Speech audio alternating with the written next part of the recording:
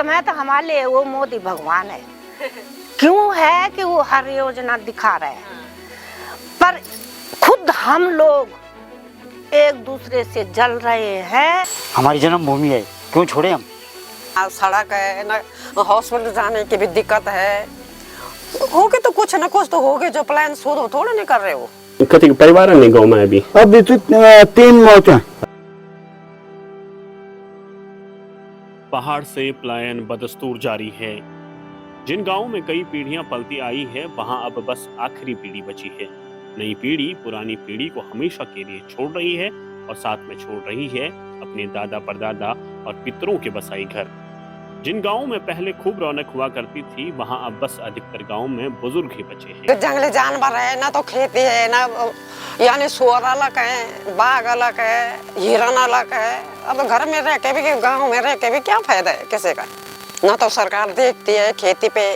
अब सरकार ने तो सबको दे दिया राशन, तो कौन करेगा खेती? कौन करेगा खेती? सही बात है, यही है। अब जब गांव में कुछ हो ही नहीं रहा, तब जाएंगे बाहर। ये वे बुजुर्ग हैं जिन्हें शहर नहीं भाता।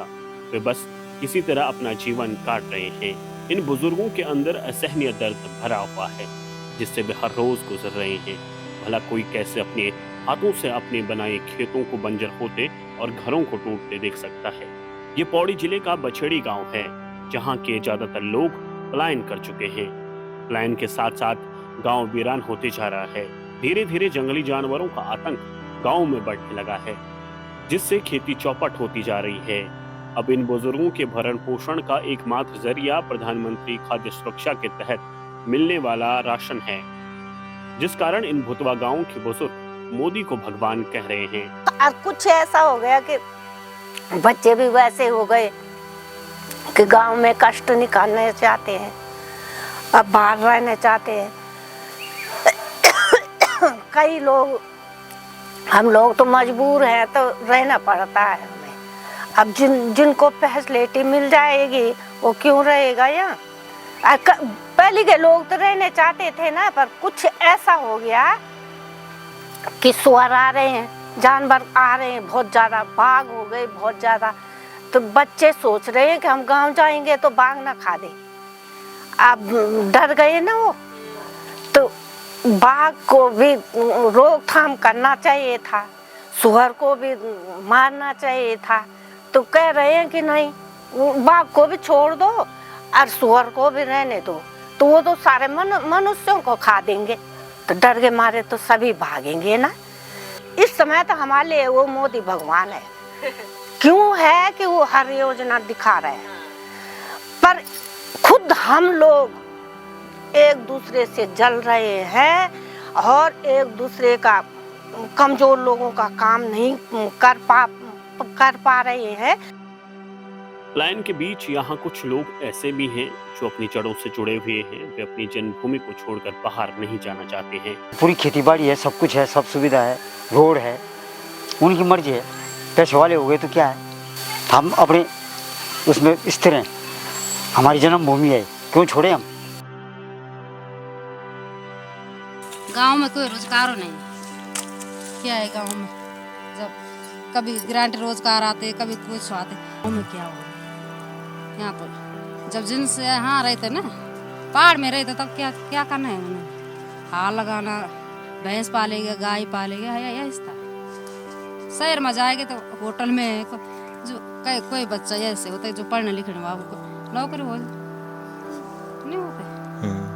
पहले वाला गुजरी है ऐसे करते थे गाँव में। ऐसे ही पौड़ी जिले का एक और गांव कंगड़ी गांव है, जहां अब बस गिनती के ही 3 परिवार बचे हुए हैं।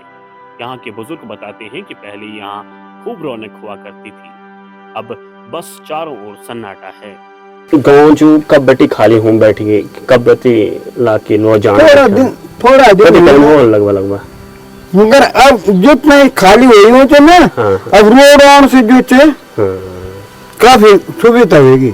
ये रोड ऑन से जो चे काफी आदमी बस गए, लेकिन रोड आई तो लोग तो गए ना ना, फिर भी बस आना चाहिए आदमी।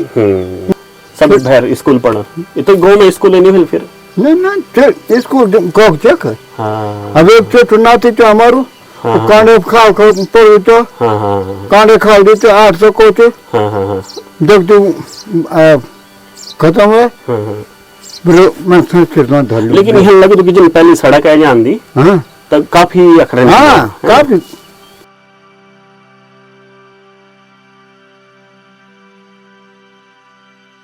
कंगड़ी गांव में इस वक्त मैं मौजूद हूं और मेरे पीछे आप ये खेत देख सकते हैं। ये खेत कभी आबाद रहे होंगे। इन खेतों में कभी किसी ने हल चलाया होगा, कभी किसी ने रोपाई की होगी, कभी किसी ने धान काटी होगी। लेकिन अब खेत धीरे धीरे बंजर होते जा रहे हैं, पूरी तरह बंजर हो चुके हैं बल्कि यूं कहें हम। और जंगल अब इन खेतों में उग चुका है। धीरे धीरे खेत अब जंगल का रूप अपनाते जा रहे हैं। इससे पता चलता है कि पलायन कितनी तेजी से हुआ है और खेत खलियान जो कभी आबाद रहे होंगे वे अब तरसते होंगे कि कोई आए हमें आबाद करे। तो पहले भी लोग माइग्रेशन होता था और उसके मुख्य कारण क्या थे? उस टाइम लोगों का मुख्य जाने का जो कारण था वो एम्प्लॉयमेंट के लिए जाने का होता कि वो अपने परिवार की आजीविका को कैसे बढ़ाए और फिर वो वापस रहते थे। उनके मैक्सिमम फैमिली मेंबर्स गाँव में रहते थे।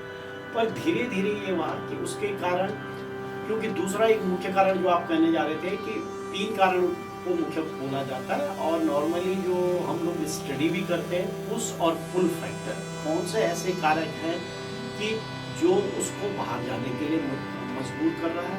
दूसरा वो कौन से कारक है कि किन किन परिस्थितियों में वो बाहर जा रहा है। तो दूसरा उसके सामंजस्य में एक और कंडीशंस आती हैं कि लोग बोलते हैं कि एक तो वो एम्प्लॉयमेंट के लिए बाहर जाता है, जो हम लोगों ने भी काम उस पर किया है। दूसरा होता है कि मेडिकल फैसिलिटी नहीं है। तीसरा बोलते हैं कि स्वास्थ्य के साथ में और पढ़ाई के लिए कि उनको अपने बच्चों को अच्छी पढ़ाई करवानी है। तो वो ये हो सकता है कि पौड़ी वाला कोटद्वार चले जाए, कोटद्वार वाला दिल्ली चले जाए और दिल्ली वाला बड़े अदर मेट्रोपॉलिटन सिटीज में और आउट ऑफ नेशन भी चले जाते हैं।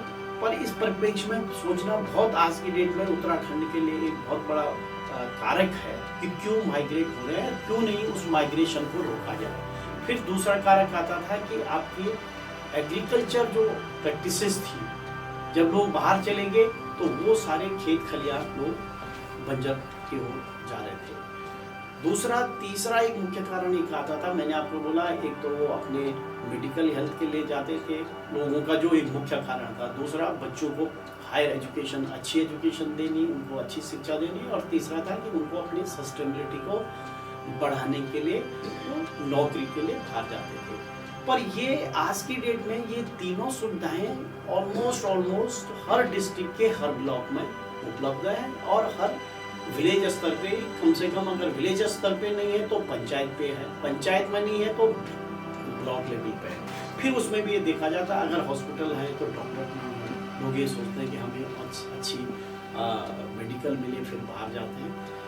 तो ये 3 मुख्य कारकों में देखा जाता है। और आज की डेट में बहुत, जो मैंने आपको पहले भी कहा, बहुत वल्नरेबल एस्पेक्ट पे ये है कि स्वास्थ्य की भी सुविधा है, ट्रांसपोर्टेशन की भी सुविधा है और अन्य जो उसके नीतिगत जीवन में जो सुविधाएं होनी चाहिए वो भी ऑलमोस्ट उपलब्ध तो हैं। वाइल्ड लाइफ एनिमल्स जो है पूरे विलेज स्तर पे आ रहे, जो आपकी खेती को, अन्य चीज़ों को नुकसान कर रही है। तो पहले भी होता, पर आज की डेट में क्योंकि जब गांव ही खाली नहीं तो जो रहने वाले भी 2-4 लोग हैं वो कितने उनको रोकने का काम करेंगे। झकझोर देने वाली ये कहानियां उत्तराखंड के हर तीसरे-चौथे गांव की है।